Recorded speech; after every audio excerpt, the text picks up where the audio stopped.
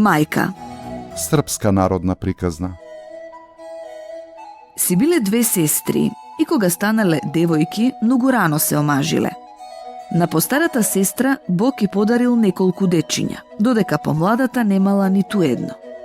Неизе е било многу тешко поради тоа и затоа секогаш кога ќе помислела на својата постара сестра, многу се разжалостувала. Тогаш си посакувала да биде поблиску до сестра си и си велела: кога внуците и внуките би ми биле во близина, би ми било многу полесно. Најпосле успеала од постарата сестра да измами едно младо женско детенце. Мајка си е мајка.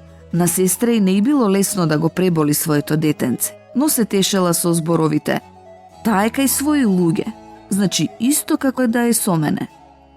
Посвоеното детенце кога пораснало, не ни знаело што станало со него, па за тетка си мислело дека му е мајка и ја викало мамо.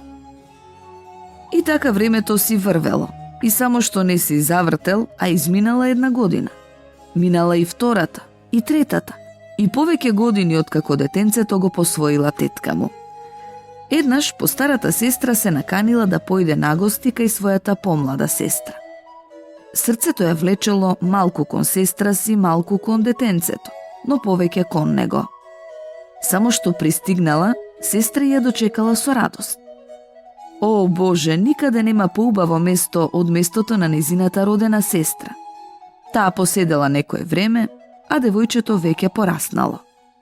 Помладата сестра помагала околу куќните работи.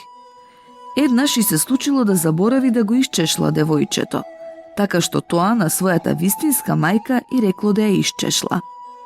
Таа милозливо го исчешлала девојченцето и го чукнала по раменцето. Ајде, станувај, готово.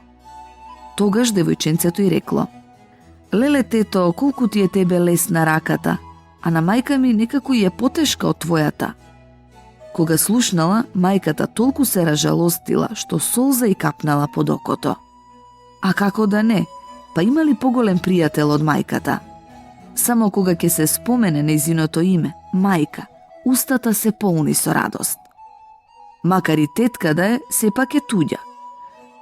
Иако го жали како мајка да е, не излегло детето од срце.